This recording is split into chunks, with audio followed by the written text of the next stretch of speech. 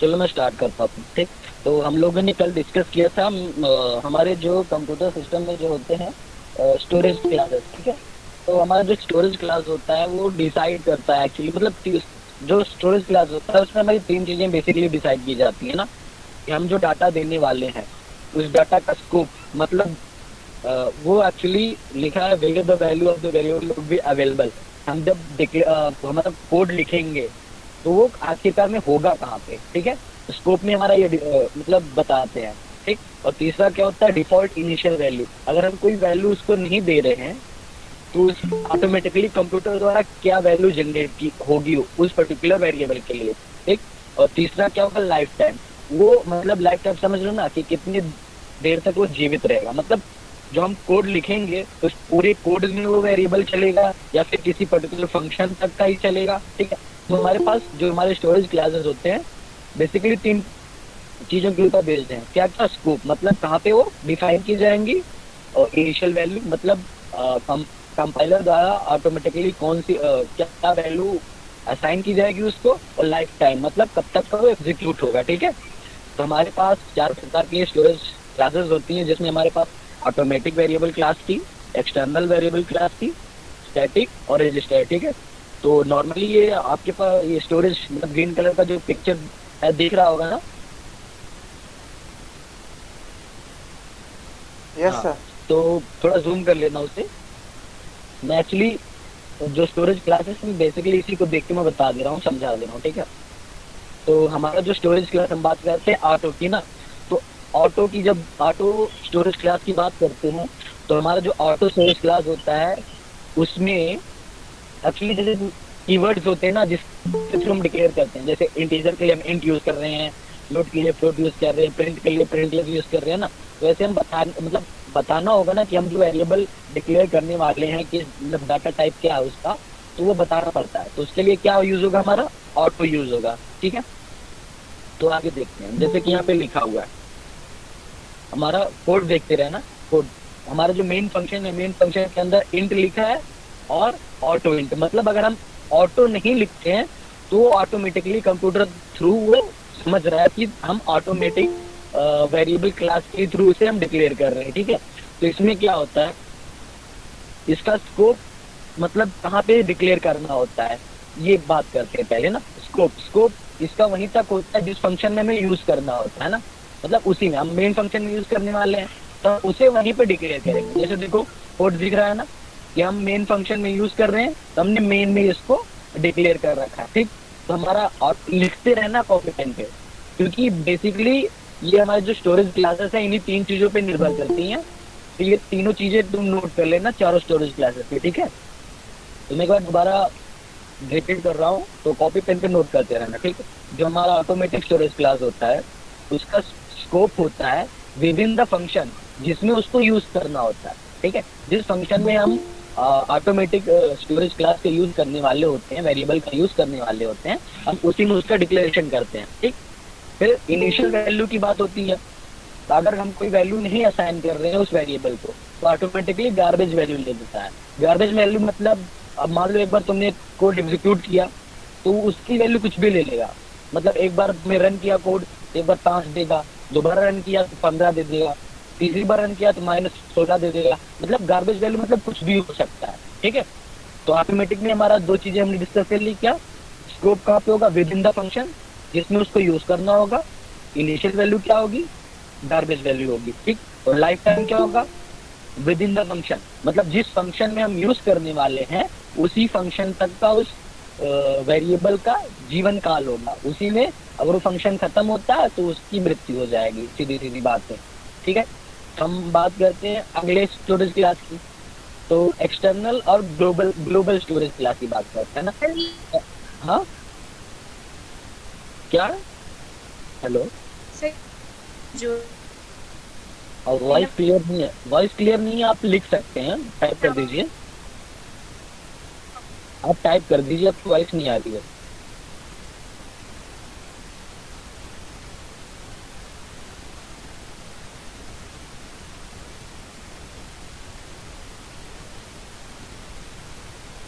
कर लेता हूँ।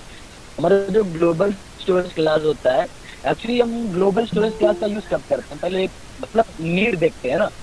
नीड की बात क्या होती है, जैसे कि मान लो विद इन द फंक्शन कुछ, जैसे कि हम कोई कोड लिख रहे हैं, तो एक फंक्शन के अंदर जैसे मेन फंक्शन है, उसके अंदर ही हमें जो यूज करना है, ठीक है।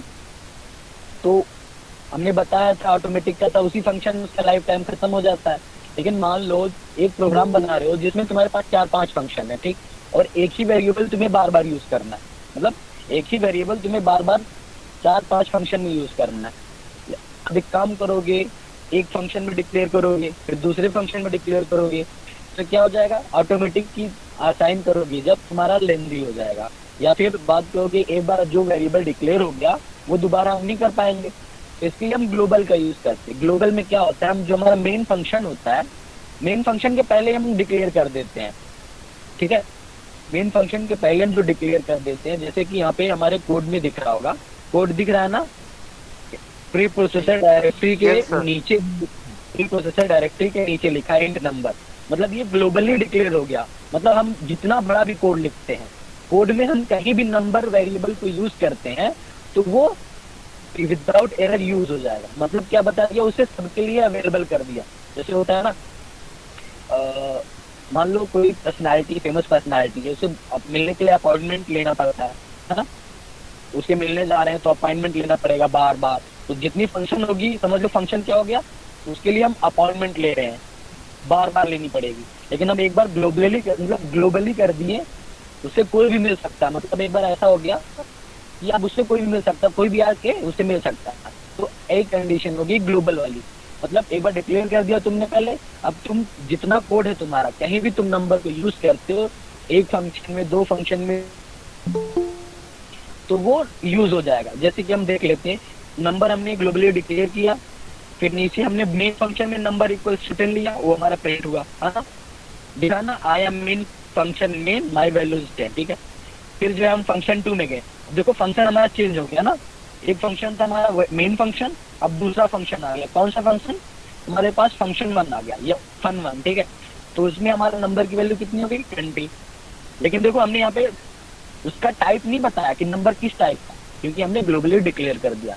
वैसे ही नीचे भी फन2 में भी, ठीक है, हमने डाटा टाइप नहीं बताया किस टाइप का, क्योंकि हमने ग्लोबली डिक्लेयर किया। मतलब सिंपली कहने का मतलब क्या है, ग्लोबल वेरिएबल जो होते हैं उनको तुम एक बार कोड, मतलब मेन फंक्शन के पहले डिक्लेयर कर दो, और उसके बाद तुम कहीं भी कोड में यूज कर लो, फिर कोई दिक्कत नहीं होने वाली है, ठीक है। अब इसकी बात करते हैं तीनों चीजों की जो इम्पोर्टेंट है। स्कोप की, ठीक, स्कोप तुम कहीं भी यूज कर सकते, मतलब कहीं भी डिक्लेयर कर सकते, जैसे मेन के पहले तुमने कर दिया, ठीक, और या फिर ये फन जो fun1 लिखा है, fun1 के ऊपर भी लिख सकते हो, ठीक है। मतलब फंक्शन के बाहर तुमको डिक्लेयर करना होगा, ठीक है। मतलब जो हम कोई पर्टिकुलर फंक्शन डिफाइन करते हैं, हमारा करली ब्रेसेस के अंदर होता है, उसके बाहर ही तुम अगर डिक्लेयर करते हो तो हमारा ग्लोबल वेरिएबल हो जाता है, ठीक है, हमारा ये स्कोप हो जाता है। जैसे लिखा है global everywhere in the program, these variable are not bound by a function, these are available everywhere, ठीक है। अब इसका इनिशियल वैल्यू बात करते हैं। अब इनिशियल वैल्यू, कंप्यूटर इसे क्या वैल्यू असाइन करती है, कंप्यूटर ऑटोमेटिकली इसे वैल्यू असाइन करती है 0, ये दूसरा चीज हो गया, ठीक। अब बात करते हैं लाइफ टाइम की, ठीक है। इसका लाइफ टाइम तब तक का होता है जब तक तुम प्रोग्राम पूरा बंद नहीं कर देते हो, क्योंकि तुमने वेरिएबल को क्या ग्लोबली डिक्लेयर कर दिया। ग्लोबली मतलब पूरे प्रोग्राम के लिए, मतलब प्रोग्राम में तुम कहीं भी इस्तेमाल कर रहे हो, इसका मतलब जब तक प्रोग्राम चल रहा है तब तक वो भी चल रहा है, ठीक है। इसका लाइफ टाइम क्या हो गया, जब तक कि प्रोग्राम हमारा एग्जीक्यूट हो रहा है, ठीक है। हमारी ये ग्लोबल स्टोरेज क्लास हो गई, ठीक। अब नेक्स्ट पे चलते हैं, तो क्वेश्चन देख लेते हैं। तो सर अपने प्रोग्राम में ऑटो लिखा पर कोई मतलब नहीं हुआ उसका, क्योंकि वो एज कमेंट यूज किया आपने। ओके, तो कामिनी, आपने जो देखा है कोड में मैं वापस ले आया हूँ, तो हम, आप बोल रहे हैं कि कमेंट में लिखा है, इसका इसलिए वजह से कोई यूज नहीं हुआ, ठीक है। आपने थोड़ा आइडेंटिफाई करने में थोड़ा गलती कर दी। एक्चुअली देखो, इंड डिटेल लिखा है, ठीक, हमने टर्मिनेट किया, फिर डबल स्लैश और लिखा। हमारा जो डबल स्लैश यूज होता है कमेंटिंग के लिए यूज होता है, लेकिन सिर्फ सिंगल लाइन के लिए। मतलब हमने स्लैश और लिख दिया, डबल स्लैश, उसके बाद वो हमारा सिंगल लाइन का कमेंट था, उसके बाद खत्म। अब नीचे देखो, उसके बाद नीचे जो हमने लिखा ऑटो इंट डिटेल, वो कमेंट में नहीं आ रहा है। उसके बाद हमने दूसरा कमेंट किया स्लैश बोथ आर सेम। इसका मतलब क्या बता रहा है वो, इंट डिटेल या ऑटो इंट डिटेल दोनों एक ही तरीके से वर्क करते हैं। मतलब हम जब कोई कोड लिखते हैं तो उसमें हम फ्लोट लिखते हैं, इंट लिखते हैं, कैर लिखते हैं, हम बता नहीं रहे ना कि ऑटो है। तो यही कहने का मतलब है तुम बताओ या ना बताओ कंप्यूटर को, वो ऑटोमेटिकली जो है कंप्यूटर के द्वारा समझा जा रहा है कि ये ऑटोमेटिक स्टोरेज क्लास या ऑटोमेटिक वेरिएबल है। ठीक है, इसीलिए इसका नाम ऑटोमेटिक है। तुम बताओ या ना बताओ, जो हमारा कंपाइलर है खुद समझ जाएगा कि नहीं ये ऑटोमेटिक है। ठीक है, हाँ, और कमेंट की बात होती है, मल्टी लाइन कमेंट हमने बताया था। मल्टी लाइन कमेंट हम यूज करते हैं, मल्टी लाइन कमेंट में यूज करके दिखा देता हूँ। ये देखो मल्टी लाइन कमेंट, ये नीचे का सारा प्रोग्राम मल्टी लाइन होगी, मल्टी लाइन कमेंट में चला गया ना, देखो दिख रहा है ना। या फिर मैं इसको हटा के यहाँ पे मैं बंद करता हूँ इसको, ये रहो बंद हो गया। इसके बीच में कितनी लाइन कोड भी मैं लिख दूँ, ठीक है, देखो। तो ये हमारे मल्टीपल लाइन के कोड्स होते हैं, मतलब कमेंट होते हैं, सॉरी। तो अब हम सिंगल लाइन के लिए सिर्फ डबल स्लैश यूज करते हैं ना, वो तो नीड के अकॉर्डिंग होता है। तुम्हारा जो कमेंट तुम लिखने वाले हो कितना बड़ा होने वाला है। देखो ये हो गया कमेंट, इसके बाद देखो जा रहे हैं तो एक कमेंट में नहीं जा रहा है ना। Yes sir. कमेंट का इशू क्लियर हो गया ना, तो हम आगे चले।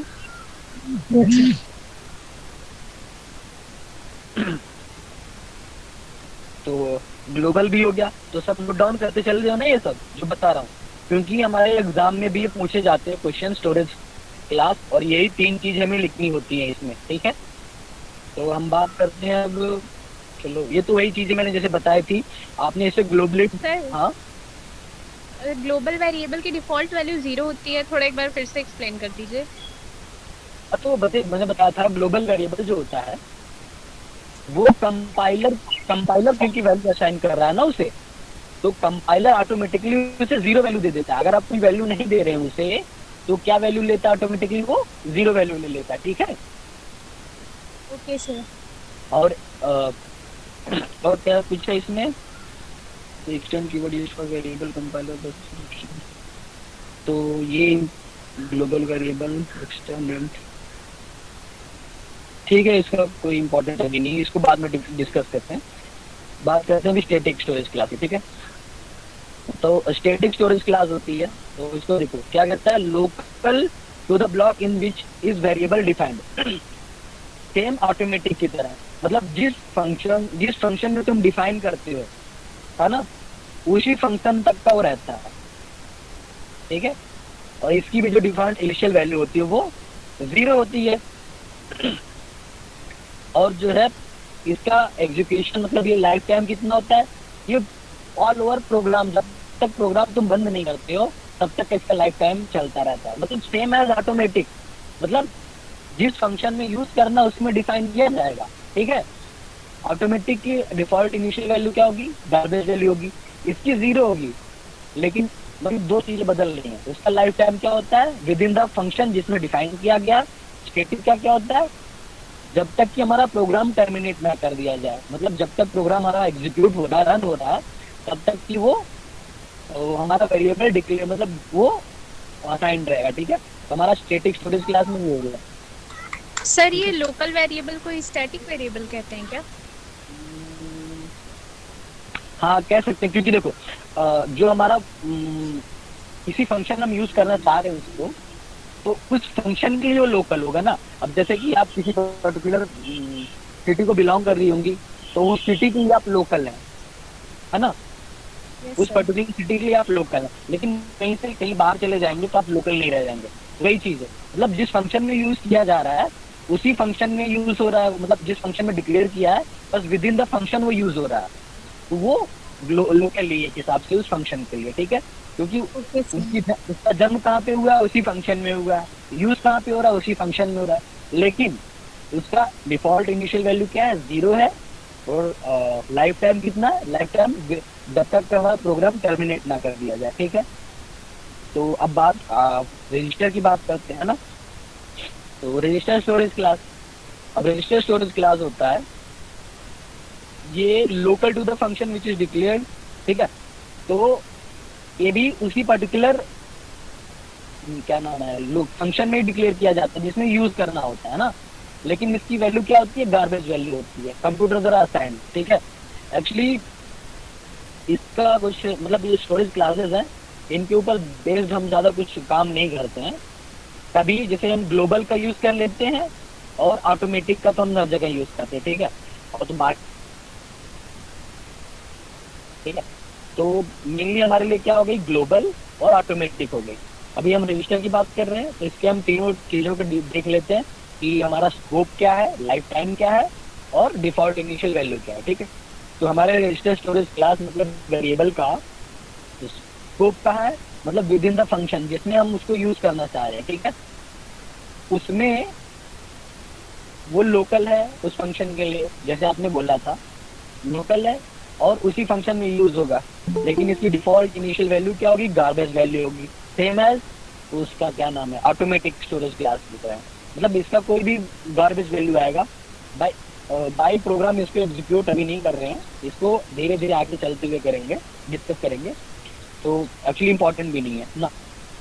और फिर लाइफ टाइम की बात करते हैं, वही चीज जो हमने पहले बताया था कि फंक्शन जब तक वो फंक्शन चल रहा है ना, उस फंक्शन में जैसे डिफाइन किया है, एक्चुअली इसका कोड नहीं है, नहीं तो और बेटर तरीके से समझ में आएगा।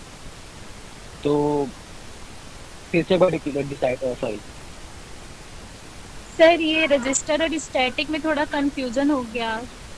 किस तरीके का किस तरीके का कंफ्यूजन है?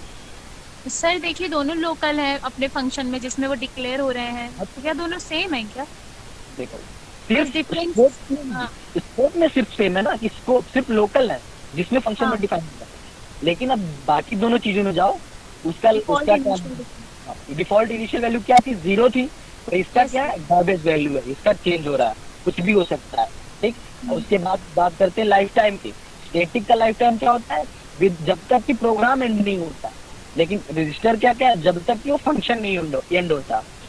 फंक्शन की बात कर लेते हैं, जैसे कि हमारा ये मेन फंक्शन है, फन वन फन टू, ये हमारे फंक्शन है ना एक एक, तो उस पर्टिकुलर फंक्शन में सिर्फ उसका वो लाइफ टाइम रहेगा, ठीक है। तो हमारा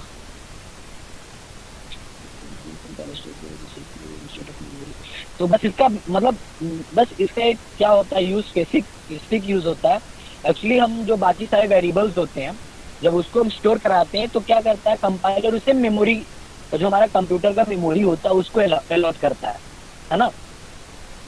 जो हमारा कंप्यूटर का मेमोरी होता है उसको अलॉट करता है, मतलब उस जगह को दे देता है। और जो रजिस्टर वेरिएबल यूज करते हैं तो रजिस्टर मेमोरी होते हैं, एक रजिस्टर मेमोरी होती है, वहां पे असाइन करता है। तो जो नॉर्मल मेमोरी होती है हमारी, जैसे कि क्या हार्ड डिस्क हो गई, ठीक है, और हमारा फ्लॉपी डिस्क वगैरह, पेन ड्राइव, जो सारी चीजें होती हैं, बहुत सारे टाइप्स की होती है हमारी चलती हैं, तो मैग्नेटिक टेप्स, ये हमारा क्या नाम है, स्टोरेज हायरार्की चलती है। तो वो उसको शायद हमने बताया नहीं है, देख लेंगे उसको भी। तो इसके अकॉर्डिंग सबसे ऊपर हमारा रजिस्टर होता है, तो रजिस्टर सबसे फास्ट वर्क करता है ना। तो बेसिकली सिर्फ एक मतलब एक फायदा हो रहा है रजिस्टर वेरिएबल का, मतलब इसे जो हमारा कंपाइलर है रजिस्टर मेमोरी में स्टोर करता है, और ये नॉर्मल मेमोरी से बहुत तेज वर्क करेगा। जैसे कि मान लो हमारा पुराना कोड था, उसको हमने स्टोर कराया, ठीक है, एग्जीक्यूट कराया, तो एक्चुअली वो नॉर्मल मेन मेमोरी में स्टोर है, तो मेन मेमोरी जो हमारा रजिस्टर से स्लो वर्क करता है ना। तो क्या होगा, लेट वहां से जो हमारा एक्सेस होगा मेन मेमोरी से थोड़ा लेट होगा, वैल्यू हमें लेट मिलेगी, मतलब पता नहीं चलता वैसे कोडिंग में हमें, और लेकिन रजिस्टर क्या क्या उससे और फास्ट वर्क करेगा, बस इतना सा फर्क होता है हमारा नॉर्मली, ठीक है। हेलो, कंफर्म हुआ है? Yes sir. ये सबका लिख लिया आप लोगों ने ना, बहुत इंपॉर्टेंट है ये एग्जाम के पर्पज से। चलो ठीक है, तो मिलेगी ना? क्या कोई पूछ रहा है? सर कह रहे पीपीटी इसका मिलेगा ना? पीपीटी मिल जाएगी, सेल हो जाएगी वीक एंड में, ठीक है। वीक एंड मुझे लगता है 3 दिन में हो जाएगा, दिन का मतलब। तो यहाँ पे जैसे कि कुछ बताएगा कि कौन सा कहाँ यूज करना है, ठीक है। ये खुद से देख लेना। तो हम लोग एक्चुअली बहुत ज्यादा हम लोग को कवर करना है। तो ऑपरेटर्स की बात कर लेते हैं ना, ये इम्पोर्टेंट है एक्चुअली। ऑपरेटर्स की बात करते हैं, है ना। तो ऑपरेटर्स बेसिकली क्या होते हैं, है ना। अब किसी भी फंक्शन मतलब किसी भी टास्क को कंप्लीट करने के लिए कुछ ना कुछ हमें क्या होते हैं, ऑपरेटर्स चाहिए होते हैं। जैसे आप नाम क्या कहते हैं, एडिशन करने जा रहे हैं ना, तो एडिशन करने के लिए आपको कोई ऑपरेटर चाहिए, मतलब कुछ साइन चाहिए होगी, सिंबल चाहिए होगी ना। आपको पता होगा ना कि plus sign, minus sign, multiplication sign. तो एक्चुअली ये जो हमारे कंप्यूटर में है, वो ऑपरेटर्स ऑपरेटर्स होते हैं, मतलब अलग अलग तरीके से। अरिथमेटिक ऑपरेटर्स में हमारा मल्टीप्लिकेशन, एडिशन, सब्ट्रैक्शन, डिवीजन, ये सारी चीजें चलती हैं। अब फिर बात करते हैं रिलेशनल ऑपरेटर्स। अब रिलेशनल से नाम समझ में ही आ रहा कि less than, greater than, less than equals to, greater than equals to, या equals to, not equals to, है ना। अब लॉजिकल की बात करते हैं। लॉजिक में जैसे हमारा होता है और, नॉट, ठीक है। बिटवाइज थोड़ा डिफिकल्ट होता है, इसके डिस्कस करते हैं नीचे। असाइनमेंट ऑपरेटर होता है। असाइनमेंट ऑपरेटर, इसको हम वर्क करते हुए देखेंगे तो ज्यादा क्लियर समझ में आएगा, ठीक है। और हमारा जो माइस ऑपरेटर होता है, उसमें जैसे एक पर्टिकुलर स्टूडेंट ने बोला था कि साइज ऑफ यूज कर लेंगे, कि अगर हमें पता नहीं है किसी डाटा टाइप की साइज कितनी है तो हम साइज ऑफ यूज कर लेंगे। तो साइज ऑफ क्या हमारा माइस ऑपरेटर है। और एक टर्नरी ऑपरेटर होता है, उसको भी हम एक बार वर्क करके हुए देखते हैं, ठीक है। तो बात करते हैं ऑपरेटर, ठीक। Operators are the foundation of any programming language. Thus, the functionality of C language is incomplete without use of operators. Operators allows to perform different kinds of operation on operands, ठीक है।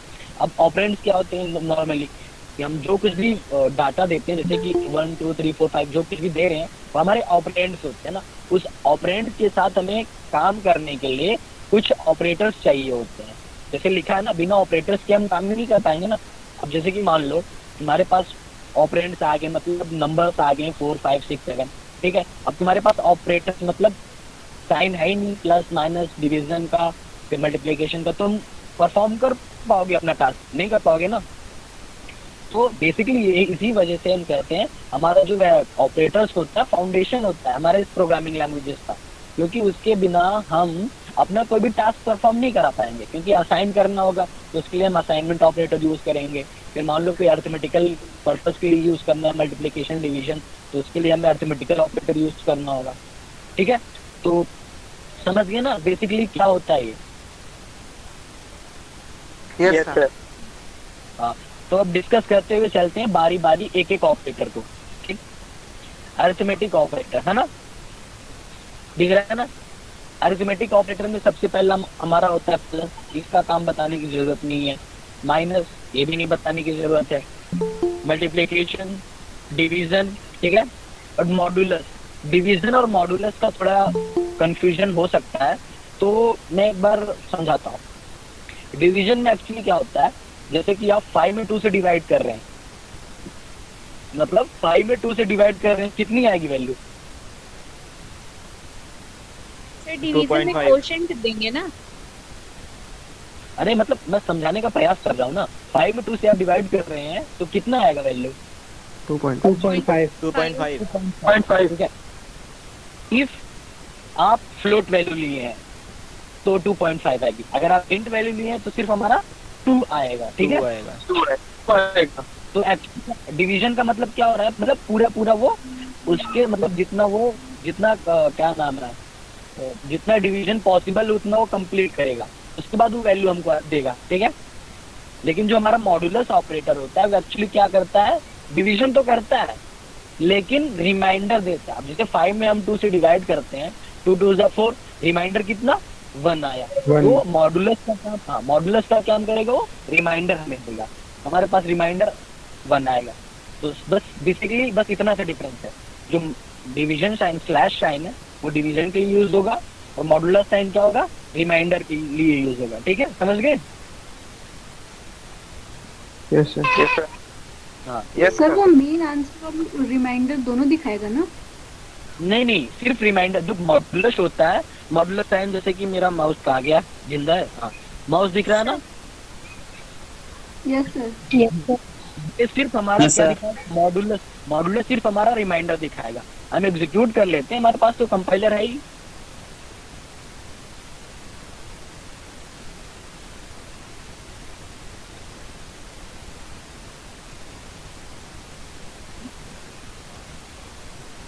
एक minute.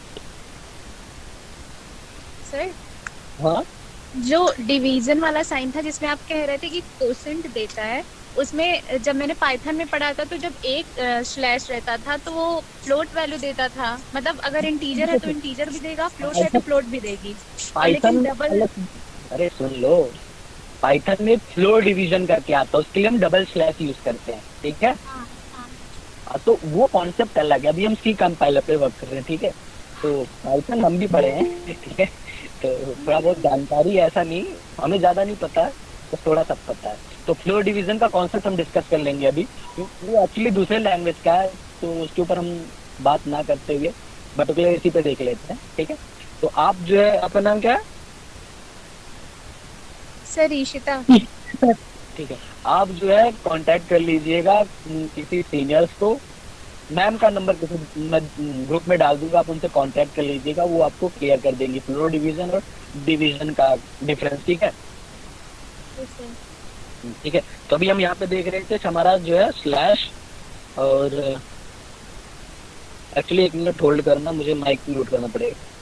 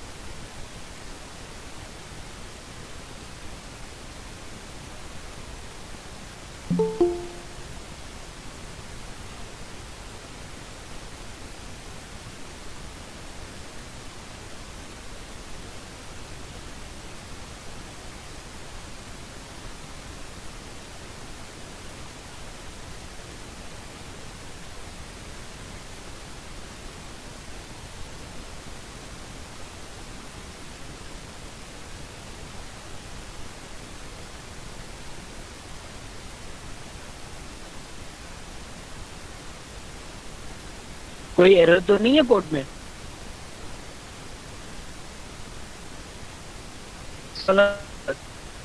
हाँ?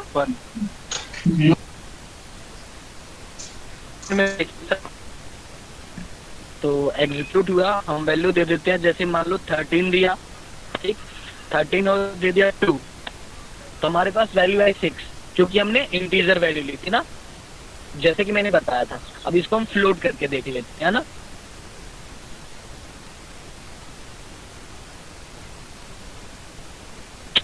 Sorry,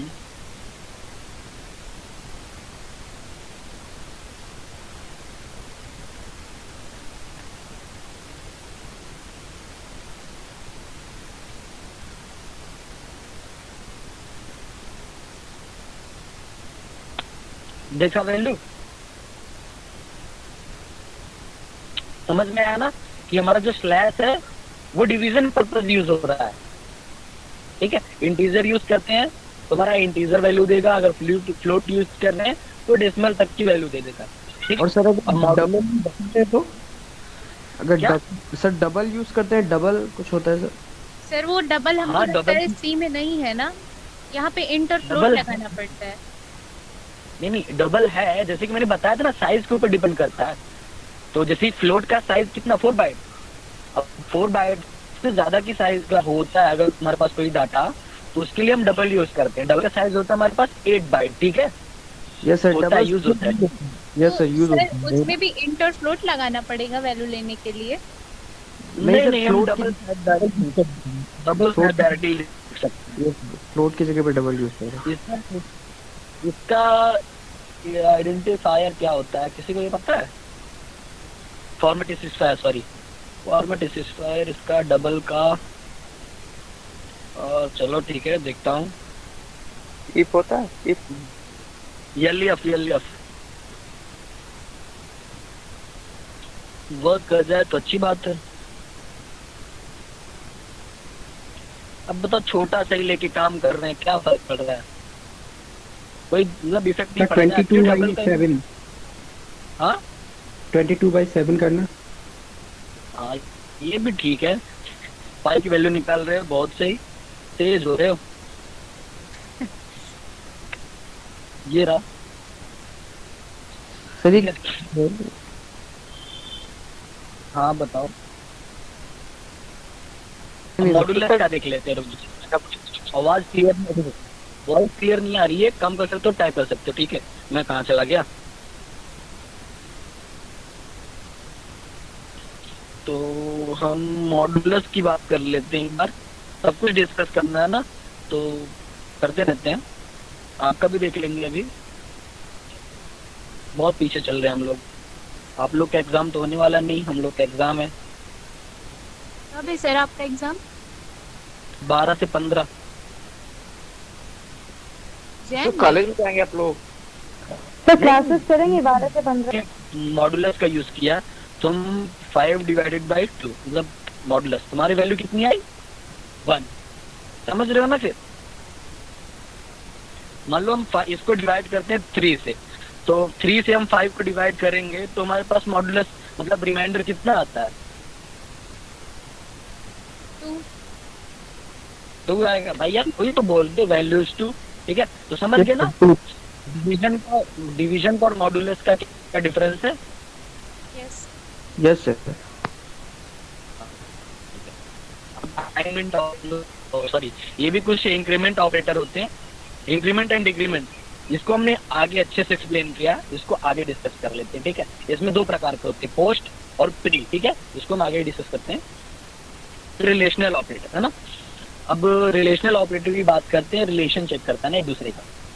अब जैसे कि हम लोगों ने देखा था किसी भी पर्टिकुलर चीज में, जैसे हम जब कोई मान लो ट्रिग्नोमेट्री का क्वेश्चन सॉल्व करते थे, जब प्रूव करना होता था, क्या लिखते थे? LHS इक्वल्स टू RHS, है ना, हेंस प्रूव। याद है? यस। Yes sir. एक्चुअली हम सिंगल इक्वल यूज करते थे, जो कि हमारा मतलब क्या था, दोनों बराबर हो गए। लेकिन कंप्यूटर में क्या होता है, कंप्यूटर में क्या होता है, हमें डबल इक्वल यूज करना होता है, मतलब इक्वलाइज करने के लिए, बराबर का मतलब ये बताने के लिए दोनों वैल्यू हमारी इक्वल है कि नहीं है, ये चेक करने के लिए हमें डबल इक्वल का यूज करना पड़ता है। नॉर्मली अगर हम सिंगल वैल्यू मतलब सिंगल इक्वल का यूज करते हैं तो क्या करता है, उस वैल्यू को बस असाइन कर देता है। जैसे a इक्वल्स टू 5 लिखा तो क्या होता है, बस 5 की वैल्यू a में स्टोर हो जाती है। ये नहीं कह रहा कि a बराबर 5, ये नहीं बोल रहा है। ठीक है, मतलब a और 5 बराबर है, ये नहीं कह रहा वो, ये कह रहा है कि एक a में 5 वैल्यू स्टोर हो गई। अब a डबल इक्वल्स टू 5 लिखेंगे तब यहाँ पे होगा कि a और 5 दोनों इक्वल है। ठीक है, मतलब समझ लो कितना डिफरेंस हो जा रहा है। सिर्फ सिंगल इक्वल होता है तो क्या करता है, वो वैल्यू को असाइन कर देता है उस पर्टिकुलर वेरिएबल में, है ना। जैसे a इक्वल्स टू 5 या a इक्वल्स टू 3 या b इक्वल्स टू 5 है, तो उस पर्टिकुलर वैल्यू को उसने वेरिएबल में असाइन कर देगा कि इसकी जगह मतलब तुम में मैं हूँ।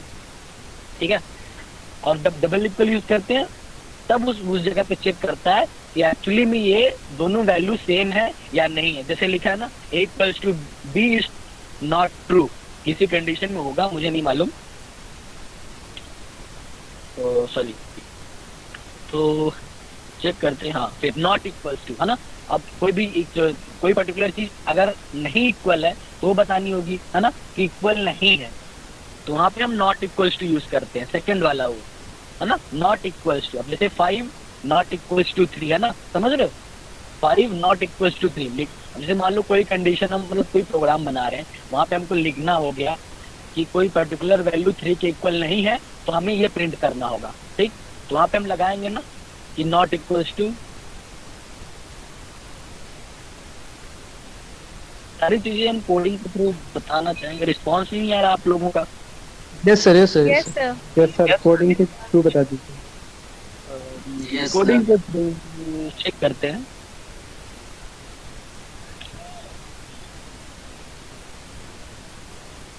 सर ये जो %d लिखा है सर, ये समझ नहीं आ रहा किस लिए लिखा है स्कैनएफ के बाद। हमने बताया था अभी जस्ट क्लास स्टार्ट होने के पहले। देखिए, हमारा डाटा टाइप होता है, तो उस डाटा टाइप को, मतलब डाटा टाइप एक्चुअली हम किस लिए यूज कर रहे हैं, बताने के लिए हमारा जो वेरिएबल है किस टाइप का है ना। लेकिन जब इनपुट लेने जा रहे हैं तो वहाँ पे भी तो हमें बताना होगा कि हमें जो इनपुट लेने वाले किस टाइप का है। तो एक्चुअली जो हमारा इंटीजर होता है, इंटीजर के लिए हम % यूज करते हैं। जब इनपुट लेने वाले होते हैं तो हम बताते हैं कि जो वैल्यू स्टोर होने वाली है वो किस टाइप की है। तो हमारा स्टोर होने वाली वैल्यू कितनी है, इंट टाइप की, तो हम % यूज कर रहे हैं। और स्टोर होने वाली वैल्यू कितनी, %, फ्लोट है तो % यूज कर रहे हैं। समझ गए सर स्कैन सर, है एक बार नहीं लिख सकते, क्या? इसे एक बार नहीं एंड लिख ए और एंड बी क्यों है सर? आवाज है, कोई एक तो बोलो, एक सर एक ये बोलो। ए और बी के पहले एंड क्यों लगा है? वो पॉइंटर में ज्यादा समझ, मतलब डीपली समझ में आ जाएगा। बस एक्सप्लेन करने की ट्राई करता हूँ, पर बिना पॉइंटर पढ़े उतना अच्छा नहीं समझ में आएगा, ठीक है। तो देखो एक्चुअली क्या होता है, आप लोग घर पे हैं, आपके घर का कुछ एड्रेस है, yes sir. Yes sir. Yes sir. Yes sir. And है, एंड % उसे बोलेंगे शायद। तो वो क्या बताता है, वो पर्टिकुलर वेरिएबल्स का एड्रेस बताता है कि जो हमारा पहला % है, वो क्या करेगा, वैल्यू को गेट करेगा। पहले वैल्यू को गेट करेगा, कहाँ पे भेजेगा, ए के पास। लेकिन ए के पास कैसे भेजेगा, पता तो ना चाहिए एड्रेस। तो उस एड्रेस को लेने के लिए हमारे पास क्या होता है, % होता है, एंड, ठीक है। तो वो पर्टिकुलरली वेरिएबल का एड्रेस देता है। तो जो वैल्यू हमें मिलती है तो उस एड्रेस पे जाके स्टोर होती है, ठीक है। मेमोरी में कोई एड्रेस होता है ना। Yes sir. आप तो वही करते अगर हैं। हम लोग का टाइप इंटीजर ना होकर कैरेक्टर होगा तो %d की जगह पे क्या लगेगा? मतलब क्या कह रहे हो? तो हम लोग ने जो टाइप ऑफ मतलब जो टॉपिक लिया है वो इंटीजर टाइप्स में है, जितना भी डॉक्यूमेंट है। अगर हम लोग कैरेक्टर टाइप में लेंगे तो उसमें %d नहीं लगेगा। %c लगेगा। तो उसका भी मैं भेज दूंगा। और इसी अपडेट TT2 के एग्जाम आ गए। चलो अच्छी बात है, एग्जाम देना ही है फिर। सर आप लोग कॉलेज में जाके देंगे एग्जाम? नहीं, ऑनलाइन ही होने वाला है, पर प्रिपरेशन तो करनी होती है। चलो उसको डिस्कस करेंगे एट द एंड, अभी ये इम्पोर्टेंट है, ठीक है। तो हमारा बेसिकली ये समझ में आ गया। और क्या डाउट था, मैं कुछ बताने वाला था ना, assignment, sorry, logical and and equals to and not equals to. यार तुम भुला जाते हो। सर। हाँ हाँ, तो इसे मतलब जितने इनपुट देंगे उतने ही बार % लगाना पड़ेगा या फिर एक बार भी लगा सकते हैं? नहीं, जितना हमको इनपुट लेना होगा उतनी बार, मतलब उतनी बार हम क्या कहते हैं। अब मान लो 10 लोग बैठे हैं, है ना। अब 10 लोग को खीर परोसनी है, तो 10 के लिए हमें क्या है, बॉल लेना पड़ेगा ना। अब तो ये तो है नहीं, एक बॉल में दे दिया, आप सब खा लेंगे। ओके समझ सर। में आ गया? अब इससे ज्यादा कुछ बोलने की जरूरत नहीं होगी। Hello, okay sir, okay. समझ में आ गया होगा, मुझे पता है। एग्जाम्पल के थ्रू ज्यादा समझ में आता है।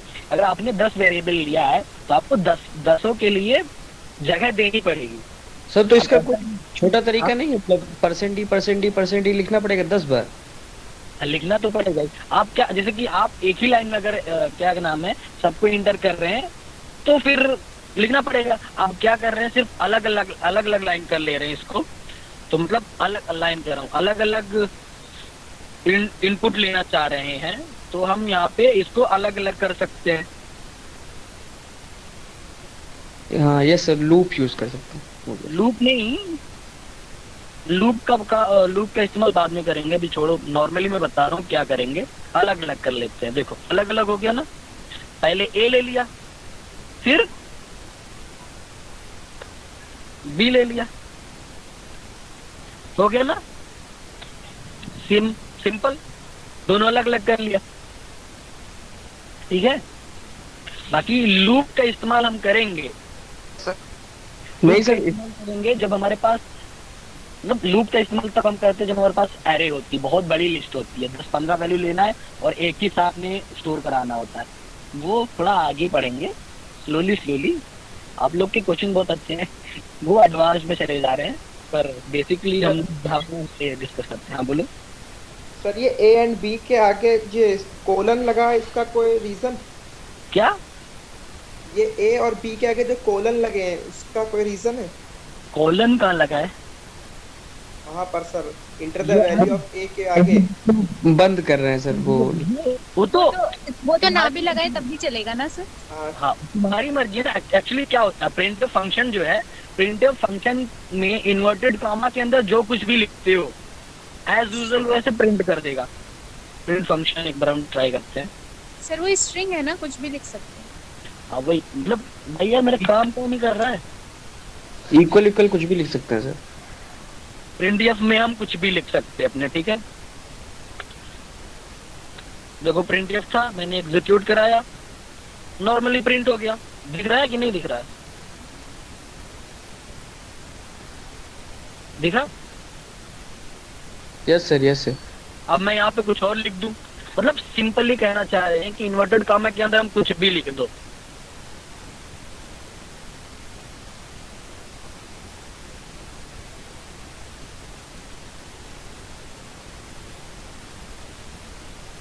सर ये जो सेकंड्स में लिखा है वैल्यू, ये प्रोसेस जब हमारा कंप्लीट हुआ है तब की वैल्यू है या इतने सेकंड बाद हमारी स्क्रीन बंद होनी चाहिए? वो प्रोसेस कंप्लीट, मतलब हमारा प्रोग्राम जितनी देर एग्जीक्यूट हुआ है वो है द प्रोसेस एग्जिटेड आफ्टर इतना सेकंड। मतलब क्या है, इतना देर हमारा कमांड रन हुआ, उसके बाद हमारा वैल्यू क्या दिखा ना, the process exerted after this second with return value 0, ठीक है। हमने और देन वैल्यू क्या दी, 0 दी थी वैल्यू, ठीक है। इस वजह से 0 वैल्यू के साथ वो रिटर्न हुआ, ठीक है। Okay sir. सर अगर हम चाहें कि हमारे ब्लैंक पेज पे लिख के आए, ये नीचे लिख के ना है, तो हम क्या कौन से क्या यूज करें मतलब?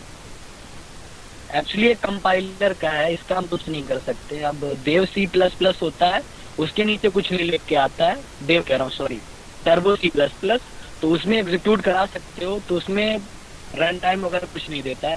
पर एक्चुअली ये जो देव C++ है, इसमें प्री बिल्ट है सारी चीजें। जो तुम कोड रन करा रहे हो एक्चुअली कितने टाइम तक रन कर रहा है, वो सारी चीजें मैटर कर देती है। क्योंकि अब देखो, जब कोई एडवांस प्रोग्रामर होता है, जो अच्छा खासा प्रोग्रामर होता है, उसको मतलब मेनली प्रोग्रामिंग तो आ ही गई है, लेकिन मेनली 2 चीजों पे फोकस करना होता है। वो 2 चीजें होती है हमारी, टाइम कॉम्प्लेक्सिटी और साइज कॉम्प्लेक्सिटी। ये डाटा स्ट्रक्चर में पढ़ोगे, इसमें देखा जाता है कि तुम्हारा जो फाइल प्रोग्राम है कितनी बड़ी है और जो है उसमें टाइम कितना लग रहा है, ठीक है। मेनली इन दोनों चीजों पे डिसाइड की जाती है। अब बहुत सारे नेशनल लेवल पे, इंटरनेशनल लेवल पे प्रोग्रामिंग के कॉम्पिटिशंस होते हैं, जहाँ पे बहुत सारे लोग पार्टिसिपेट करते हैं। उनमें से वही लोग, मतलब सिलेक्शन इसी बेसिस पे किया जाता है कि किनका कोड, मतलब किस पर्टिकुलर प्रोग्रामर का जो है कोड सबसे छोटा है, मतलब साइज सबसे कम है, और रन टाइम कितना ले रहा है, मतलब सबसे कम ले रहा है, उस बेसिस पे होता है, ठीक है। मतलब सर जो बिग ओ नोटेशन होता है उसी लिए होता है ना, कॉम्प्लेक्सिटी मेजर करने के लिए? क्या क्या सर जो बिग ओ नोटेशन होता है वो प्रोग्राम, वो सारी कॉम्प्लेक्सिटी को नोटेशन के लिए होता है। तो चलो डाटा स्ट्रक्चर में पढ़ना, तो फिर ये less than, greater than, less than equals to, greater than equals to, ये आपको पता है, इसको बताने की जरूरत नहीं है। यूनरी एंड लॉजिकल ऑपरेटर, ठीक है। यूनरी में एक्चुअली मैंने गलत डाल दिया क्या इसको,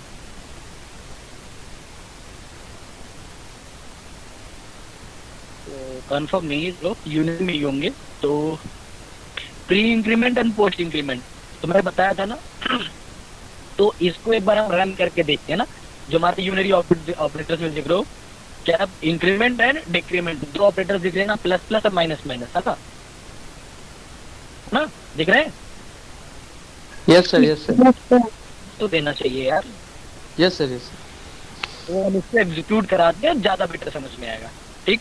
मान लो यहाँ पे हम कुछ वैल्यू ले रहे हैं, इंट a इक्वल्स टू 6, है ना। तो अब यहाँ पे हम प्रिंट करेंगे %d a, लेकिन हमारे पास पहले क्या था, प्री इंक्रीमेंट, है ना। देख लो, सबसे पहले क्या है, प्री इंक्रीमेंट। प्री इंक्रीमेंट कैसे लिखते हैं, प्लस प्लस फिर जो हमारा वेरिएबल होता है ना। तो हम प्री इंक्रीमेंट इस्तेमाल कर रहे हैं, प्लस प्लस, सॉरी, हो गया, है ना। तो हमारी वैल्यू क्या प्रिंट होगी बताओ? 1 इंक्रीज हो जाएगा सर। हाँ, तो क्या होगा, सब प्री इंक्रीमेंट क्या होता है, जब प्लस प्लस ए लिखते हैं तो उसका मेनली क्या होता है, A equals to A plus one, है ना, नॉर्मली देखा जाता है। लेकिन प्लस प्लस ए है तो प्लस प्लस पहले लगा मतलब प्री इंक्रीमेंट है। प्री इंक्रीमेंट में सबसे पहले इंक्रीज होता है, उसके बाद का आगे का कोड देखा जाता है, ठीक है। तो अभी क्या कर रहा है, सबसे पहले इंक्रीज हुआ, तो इसकी वजह से हमारा वैल्यू क्या स्टोर होगा, मतलब प्रिंट क्यों क्या होगा 7, है ना। पहले इंक्रीज हुआ, पहले इंक्रीज हुआ फिर प्रिंट हुआ, ठीक है। मतलब प्री इंक्रीमेंट का काम क्या होता है कि पहले इंक्रीज करो फिर उसके आगे का कोड एग्जीक्यूट करो, ठीक। अब पोस्ट की बात कर लेते हैं, है ना। तो यहाँ पे पोस्ट कर लेते हैं। अबे कहाँ चला गया मैं,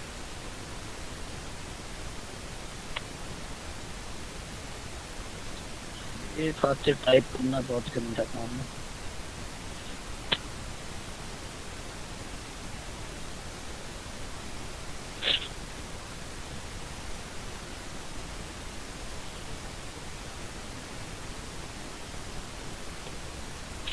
अंधेरा हो गया। तो पोस्ट इंक्रीमेंट है, पोस्ट इंक्रीमेंट मतलब पहले एग्जीक्यूट करेगा कोड, उसके बाद इंक्रीज करेगा ना, समझ रहे हो ना। ट्राई करते हैं, कर दिया। हाँ, पहले कोड एग्जीक्यूट कर दिया, मतलब 6 था, प्रिंट किया, फिर उसके बाद इंक्रीज किया, है ना। उसके बाद इंक्रीज किया, इसलिए मैंने प्रिंट पे लगा दिया था ताकि बाद वाला प्रिंट कर दे, ठीक है। मतलब समझ लो प्री और पोस्ट का अंतर। प्री में क्या होता है, पहले एग्जीक्यूट होता है, मतलब पहले प्री में क्या होता है, पहले ऐड होता है नंबर 1, एक बार एडिंग होती है, उसके बाद नेक्स्ट लाइन का कोड एग्जीक्यूट होता है। फिर पोस्ट में क्या होता है, फर्स्टली करंट कोड एग्जीक्यूट होता है, उसके बाद इंक्रीज होके नेक्स्ट कोड रन होता है, ठीक है। और सेम इसी तरीके से हमारा किससे वर्क होता है, डिक्रीमेंट में भी, ठीक है। तो डिक्रीमेंट भी चेक कर लेते हैं हमारा, ठीक है। देखो एक बार डिक्रीमेंट हुआ 5, तो वो 5 ही मतलब एक बार जैसे पहले डिक्रीमेंट हो गया 5, तो 5 प्रिंट किया, लेकिन उसके बाद तुमने कुछ किया नहीं, as it is value a print दोबारा करा दी। इसका मतलब क्या हुआ, एक बार वैल्यू 5 हो गई तो फिर 5 ही है और 5 ही प्रिंट कर दी, ठीक है। अब इसको पोस्ट करते हैं, पोस्ट कर दिया, सर माइनस लगेगा, सॉरी दिमाग नहीं काम कर रहा लगता है, चलो ठीक है। तो पहले देखो, पहले एग्जीक्यूट हुआ, फिर बाद में 8 सब्ट्रैक्ट हो गया, तो ये हमारा इंक्रीमेंट और डिक्रीमेंट हो गया। ये समझ में आ गया? Yes sir. मजा आ रहा होगा पढ़ने में? Yes sir. हाँ, अब लॉजिकल की बात कर लेते हैं, एंड और, ठीक है।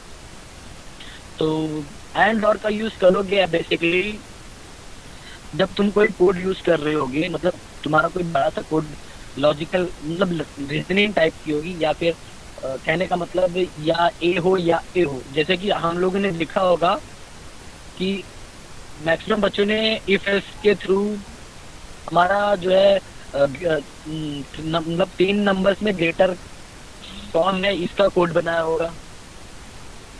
Yes sir. पैटर्न प्रिंटिंग बाद में। तो बेसिकली हम देखते हैं क्या करते हैं, हम if else bar bar use कर लेते हैं, लेकिन हम क्या कर सकते हैं, इफ एल्स में हम एंड और यूज कर सकते हैं कि ये और ये होगा, तो हम इस तरह ट्राई कर लेते हैं। जैसे कि एक वैल्यू इतनी है, बेसिकली कॉमन सेंस से देखा जाएगा तो हम लोग को पता होगा कि ये सही है हमारा। टाइम कितना हो गया?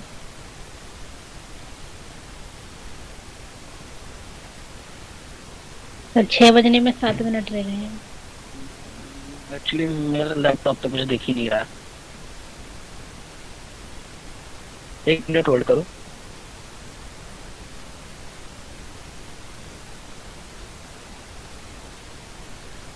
एंड की बात कर रहे थे ना, जैसे मेरा कोड है a equals to 6, b equals to 4, c equals to 7, है ना। तो इफ में हमारा क्या चेक कर रहा है, सबसे पहले a is greater than b and a is greater than c, मतलब a को b से चेक कर रहा है। a b से बड़ा है, हाँ बड़ा है। a c से बड़ा है, नहीं बड़ा है, तो तुरंत चला गया एल्स पे। मतलब दोनों एंड का समझते हो ना, जब तक दोनों कंडीशंस ट्रू नहीं होगी तब तक हमारा कोड मतलब ट्रू नहीं आएगा। गेट्स पढ़ा है ना? Yes sir. रिस्पॉन्स भाई। Yes sir. हाँ। एंड गेट में क्या होता था, एंड गेट में क्या होता था, जब तक दोनों ट्रू नहीं होता था तब तक हमारी जो है आउटपुट क्या आती, ट्रू नहीं आती थी।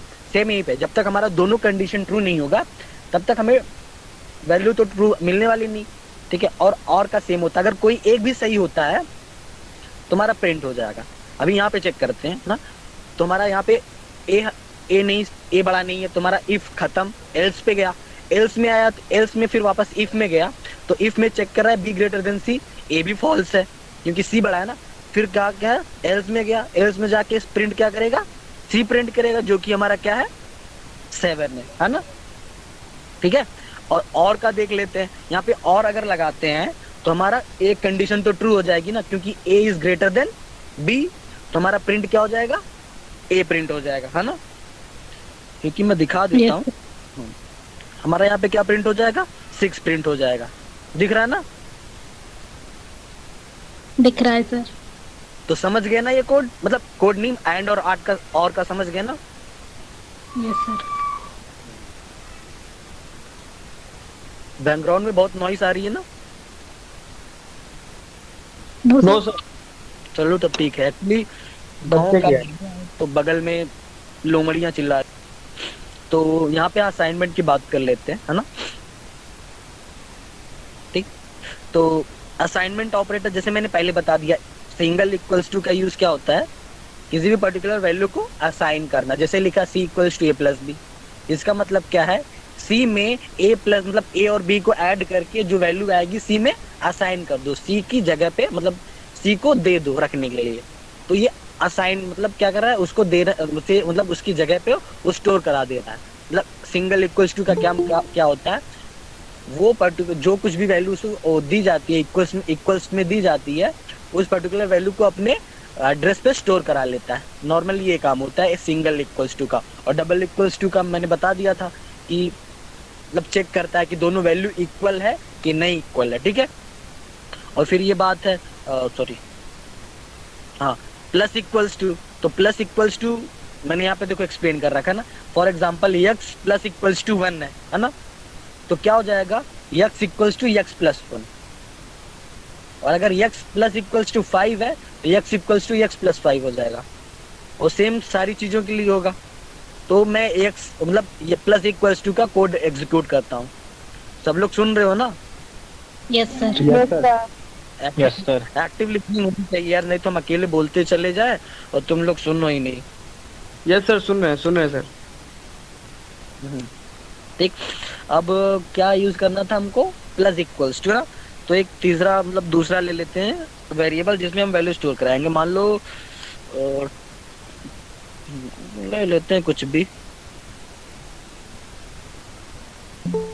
टेम्प प्लस इक्वल्स टू,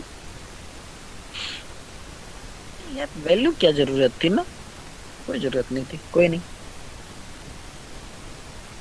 जरूरत थी, सॉरी।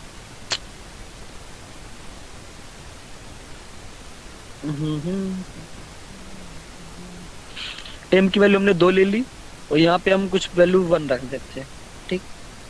इसके बाद हम प्रिंट कराते हैं। एक्चुअली यहाँ पे मेरे यहाँ बहुत शोर हो रहा है घर पे, इस वजह से मैं माइक म्यूट कर लेता हूँ।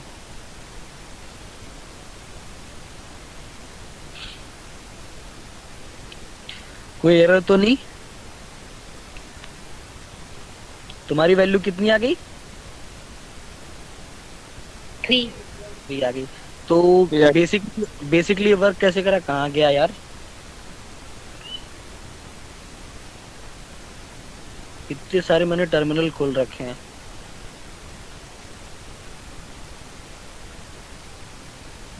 सर ऊपर निकल गए। छोड़ो जान दो। तो वैल्यू 3 दिख गई थी ना? Yes sir. तो यार टेम्प वेरिएबल है क्या? हाँ, टेम्प वेरिएबल, हम कुछ भी ऐसा मतलब वेरिएबल का नाम कुछ भी ले सकते हैं जो हमारे कीवर्ड्स हैं उनको छोड़ करके, ठीक है। Okay sir. हाँ, तो एक्चुअली हम क्या बात कर रहे थे इधर का, तो समझ में आया ना। अगर x मतलब कोई भी वेरिएबल है, उसमें कोई वैल्यू हमारी स्टोर है, जैसे मैंने टेम्प में 2 वैल्यू स्टोर करा दी थी, फिर टेम्प ये प्लस इक्वल्स टू 1 कर दिया था, तो हमारी एक वैल्यू इंक्रीज हुई, जैसे लिखा है ना टेम्प मतलब टेम्प प्लस इक्वल्स टू 1 था, तो क्या हो जाएगा temp equals to temp plus 1, मतलब एक ऐड करके वापस उसी में स्टोर करा देगा, है ना? यस ठीक सर। है, मतलब वैल्यू ऐड करके उसी में स्टोर करा देगा। अगर यहाँ पे हम लिख लेते हैं 5, इसको भी चेक कर लेते हैं, तो हमारी वैल्यू कितनी आएगी 7 दिख रही होगी, है ना? दिख रही है? No no sir, no sir. Share नहीं होगा। 6 एक मिनट, मेरा लैपटॉप डिस्कनेक्ट हो गया है, होल्ड करना।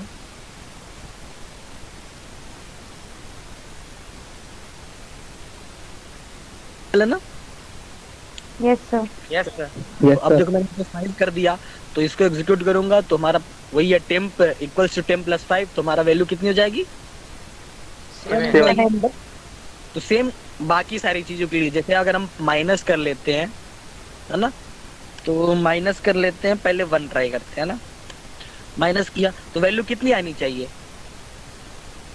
1 आएगी, सब समझ रहे हो? तो वैल्यू 1 आ गई, है ना?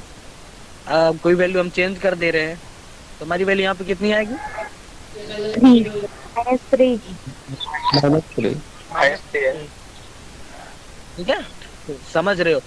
बाकी जो सारे दिए हुए हैं लिस्ट में यहाँ पे, वो भी इसी तरीके से वर्क करेंगे। ठीक है, यस सर। ठीक है, तो अब हम आगे चलते हैं, साइज ऑफ। ठीक है, और ये जैसे एड्रेस का हमने बताया था, return the actual address of variable. किसी ने पूछा था कि ये एंड क्यों लगाते हैं, एम्परसेंड क्यों लगाते हैं।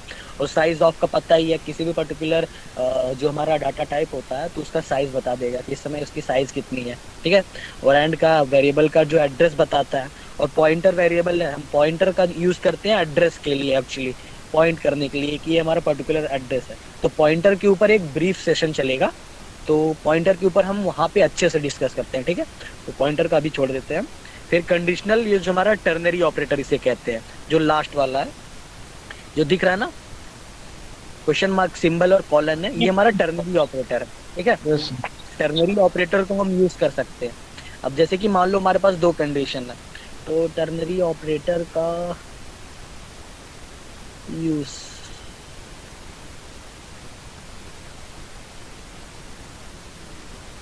सर यहाँ टेम्प की जगह कुछ और भी यूज कर सकते हैं क्या? हाँ टेम्प की जगह पे कुछ और यूज कर सकते हैं। हाँ, तो एक्चुअली मैंने बता दूं, वेरिएबल है, कंटेनर मतलब एक वैल्यू को स्टोर कराने की जगह है।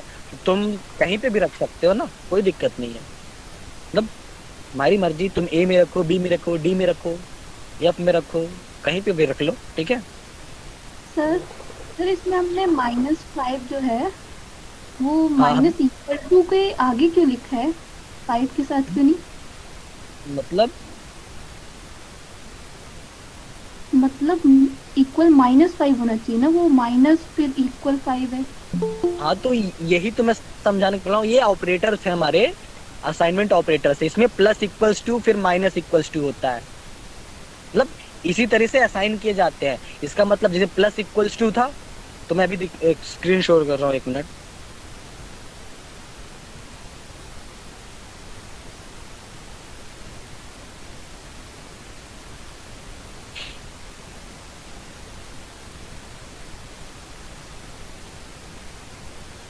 प्रेजेंट स्क्रीन,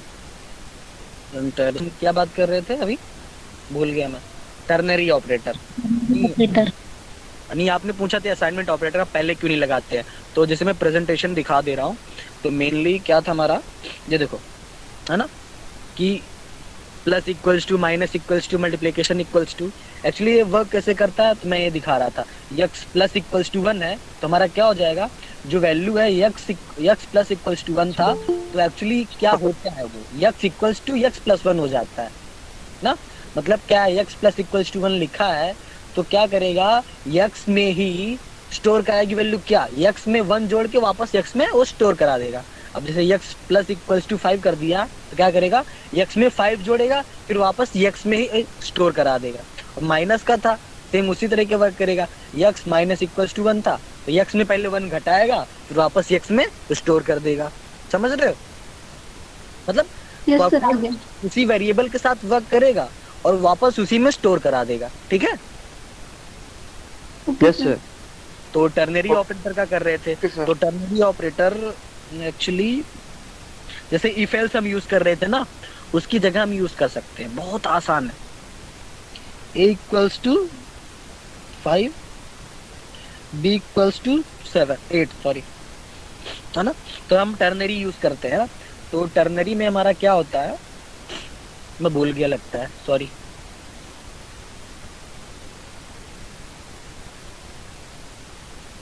एक ही आगे एंड लगेगा सर। इनपुट लेते हैं जब फंक्शन में लगता है वो। हाँ, जब इनपुट लेते हैं तब एड्रेस देना होता है, ठीक है। और जब इनपुट नहीं ले रहे थे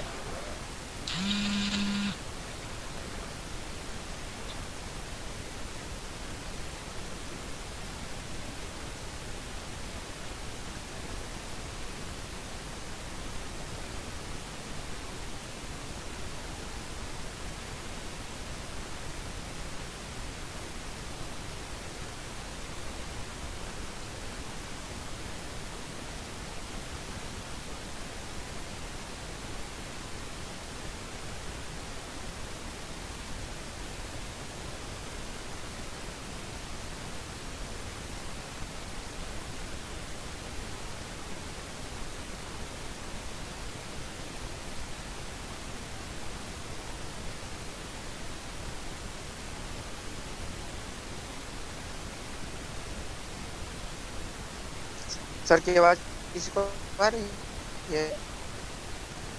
नहीं भाई। हाँ सॉरी, एक्चुअली कॉल आ गई थी तो मेरा डिस्कनेक्ट हो गया था। तो बात कर रहे थे, सबसे पहले हम कंडीशन दे, जो टर्नरी ऑपरेटर होता है, सबसे पहले हम कंडीशन दिए। कंडीशन के बाद अगर कंडीशन हमारी ट्रू है तो सबसे पहले एग्जीक्यूट होगा ये जो हमने लिखा। अगर फॉल्स होती है तो फॉल्स में हमारा ये सेकंड वाला कॉलन के बाद वाला एग्जीक्यूट होता है, ठीक। तो हमारा अगर फॉल्स है तो क्या प्रिंट होगा, बी प्रिंट होगा। समझ जाओगे अभी अच्छे से।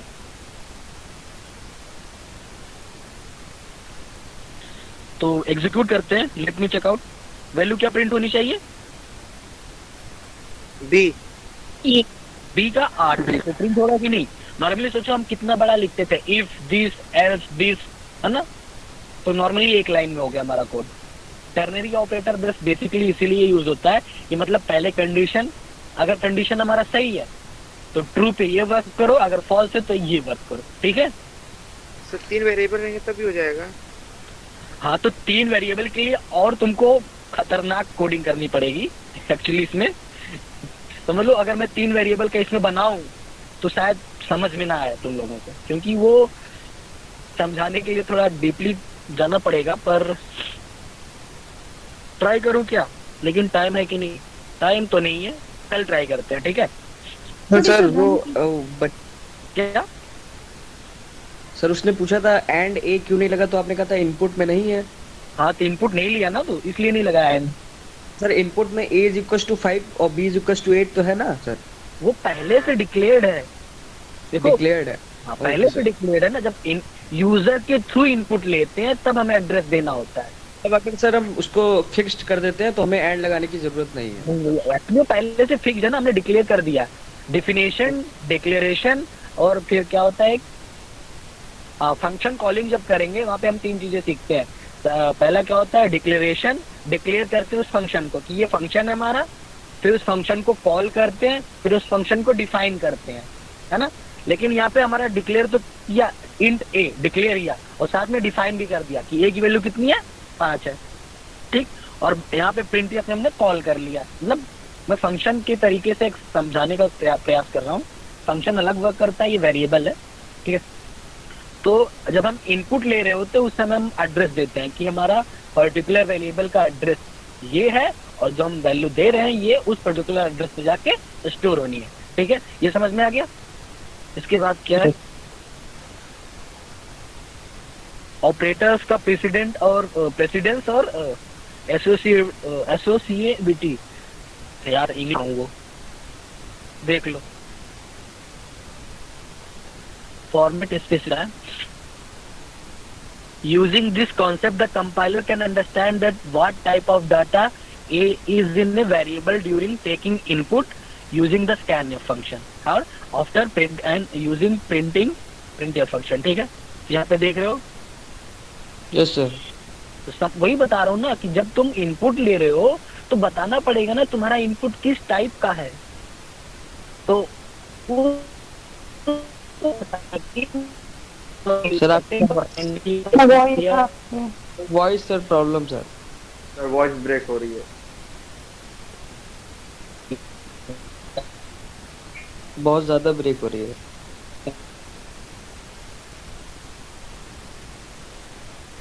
तो सिंपली फॉर्मेट स्पेसिफायर वो होते हैं जब हम कोई भी डाटा इनपुट ले रहे होते हैं या फिर आउटपुट ले रहे होते हैं, तो उस समय बताने के लिए कि हम जो डाटा इनपुट लेने वाले या फिर आउटपुट देने वाले हैं वो हमारा डाटा किस टाइप का है, इंटीजर टाइप का है या फ्लोट वैल्यू है या फिर कैरेक्टर वैल्यू है।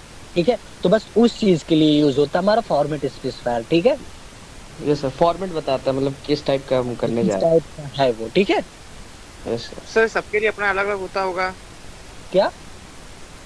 हाँ अलग अलग होता है परसेंटेज। सबका अलग अलग, जैसे डाटा टाइप बताया था ना, वो हर डाटा टाइप का एक फिक्स्ड फॉर्मेट स्पेसिफायर है कि इस डाटा टाइप के लिए हमारा ये फॉर्मेट स्पेसिफायर है। अब इंटीजर यूज करते हो इंट तो उसके लिए %d है, फ्लोट यूज करते हो तो %f है। ठीक है, कैरेक्टर यूज करते हो, कैर यूज करते हो तो %c है। ठीक है, तो ऐसे सारे सब कुछ डिफाइंड है, इंटरनेट पर देख लेना, लंबी लिस्ट मिल जाएगी। ठीक है, तो एसोसिएटिव सर वॉइड के लिए क्या यूज करते हैं? हाँ वॉइड के लिए तो वॉइड जो है हमारा डाटा टाइप नहीं मतलब है भी और नहीं भी एक हिसाब से। वॉइड क्या होता है? नल होता है, उसमें कुछ नहीं होता, उसका मतलब ब्लैंक होता है, उसमें कुछ बताया नहीं होता है कि ये किस टाइप का है। मतलब हमारा डाटा टाइप्स क्या होते हैं? इंटीजर, फ्लोट, कैरेक्टर, मेनली 3 चीजें होती है ना, मतलब नॉर्मल नेचुरल नंबर्स है ना, फिर क्या होता है फ्लोटिंग वैल्यूज, डेसिमल वैल्यूज, फिर हमारे कैरेक्टर्स आते हैं है ना। तो हमारा जो वॉइड होता है, वॉइड में कुछ भी नहीं डिफाइंड होता है कि ये किस पर्टिकुलर टाइप का वैल्यू लेगा। तो वॉइड में हम कुछ भी दे सकते हैं, मतलब कोई भी डाटा हम दे सकते हैं। ठीक है, ओके सर। मतलब वॉइड में हम कोई भी डाटा दे सकते हैं, इंट की, कैरेक्टर की, फ्लोट की। लेकिन हम पर्टिकुलर जब इंट ले लेते हैं तो इंटीजर टाइप की वैल्यू देनी होती है, फ्लोट होता है। तो प्रेसिडेंस और एसोसिएटिव समझ में आ गई कि मतलब जैसे हम लोग बॉडमास रूल अप्लाई करते थे, सेम उसी की तरह वर्क करने के लिए कंप्यूटर को भी एक रूल चाहिए होगा। तो उस वही मतलब रूल नहीं, वही सारी चीजें डिसाइड करती हैं हमारे एसोसिएटिविटी और प्रेसिडेंस। ठीक है, और नेक्स्ट हमारा टाइप कन्वर्जन। टाइप कन्वर्जन से हम कल बात करते हैं। तो डाउट वगैरह किसी का कुछ है? नहीं सर, आप बॉडमास पे प्रोग्राम सर। ठीक है, चलो Yes, बात बॉडमास रूल का। ठीक है, तो बॉडमास रूल तो कॉपी पेन लेकर बैठे हो तो लग जाओ यस सर, बैठे हैं बैठे हैं। कि कितना आंसर आना चाहिए, कंप्यूटर गलत ना होना चाहिए।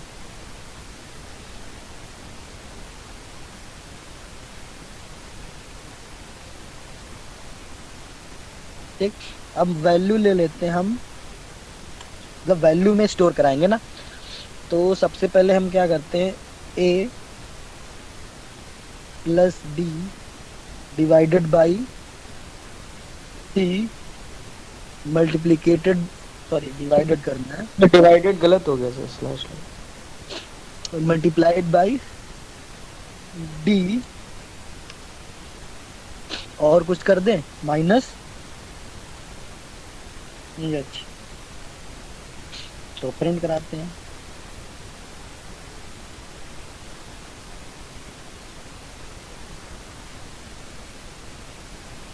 जब प्रैक्टिस हो जाएगी आप लोगों की ना, तो आप लोग का भी कोई एरर नहीं आएगा भाई, प्रैक्टिस सब कुछ आता है।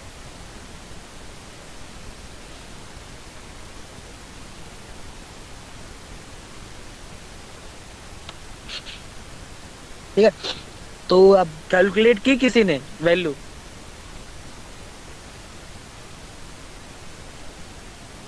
कोई तो बताए। एक हाँ? मिनट कर रहे हैं। चलो करके बताओ।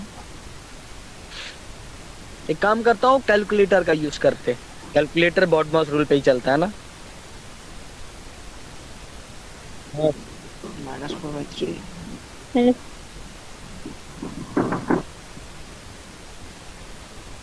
कुछ ज्यादा बड़ा नहीं हो गया?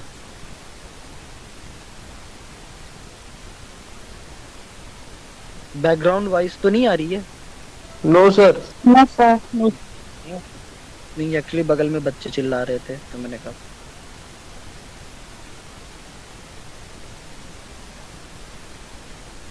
सॉरी, ये बोर्ड माउस रूल पे नहीं वर्क कर रहा मुझे लग रहा है। सर माइनस वगैरह है। नहीं, बोर्ड माउस पे वर्क कर रहा है, सॉरी। बोर्ड माउस पे। सर रन कराइए सर, देखिए तो एक बार रन कराइए। 0.34 शायद माइनस में आएगा, -1.1. पता नहीं कितना है। से -2 आ रहा है सर, -3 आ रहा है। -2 -2 आएगा। -2 आएगा sir. Yes sir, yes sir. तो बोर्ड माउस भी नहीं लगाया होगा ना आप लोगों ने? Yes sir. Yes sir. Yes sir. तो कंप्यूटर को नहीं पता होगा ना कि कैसे करना है, तो उसके लिए इसमें इसके असाइंड किए गए हैं कि सबसे पहले इसको क्या करना है, ठीक है? तो इस बेसिस पे ये वर्क करता है, ठीक है? जैसे हम लोग को पता चल गया ना, वरना हम कैसे सॉल्व करते? हमको मालूम नहीं था ना, अगर हमको पता नहीं बोर्ड माउस रूल लगाना है तो हम कैसे उसको सॉल्व करते? हम तो कंफ्यूज ही हो जाते ना कि अरे यार ये क्या है, या फिर हम लोग एक साथ करते चले जाते, पहले जोड़ लेते फिर बात करते, गुणा करते, तो हमारी वैल्यू गलत हो जाती है ना? तो उसी सारी चीजों के लिए कंप्यूटर को भी एक रूल दिया गया है कि इस पर्टिकुलर रूल के थ्रू वो अपना कैलकुलेशन करता है, जिसमें देखो सबसे पहले चेक करता है कि पोस्ट फिक्स और पोस्ट फिक्स में जो आ रहे हैं हमारे, जैसे कि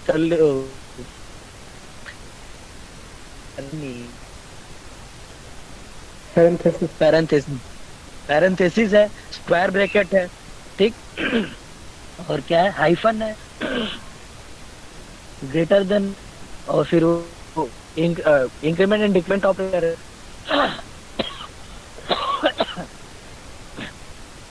अगर ये आता है मैं सबसे पहले क्या करेगा वो देखो, लेफ्ट टू राइट चलेगा। अगर किसी प्रोग्राम में ये सारी चीजें इंक्लूड कर दी आपने तो सबसे पहले क्या करेगा? लेफ्ट टू राइट चलेगा। मतलब सबसे पहले पैरेंथेसिस चेक करेगा, फिर स्क्वायर ब्रैकेट चेक करेगा, फिर हाइफन, फिर ग्रेटर देन, फिर क्या पोस्ट सॉरी इंक्रीमेंट, फिर डिक्रीमेंट। तो इस पर्टिकुलर वे से वो वर्क करता रहेगा। और नीचे देखो सब कुछ लिखा हुआ है कि किस तरीके से वर्क करता है, ठीक है? तो टाइप कन्वर्जन हम बाद में डिस्कस करेंगे कल से। तो और कुछ किसी को पूछना है तो पूछ सकता है।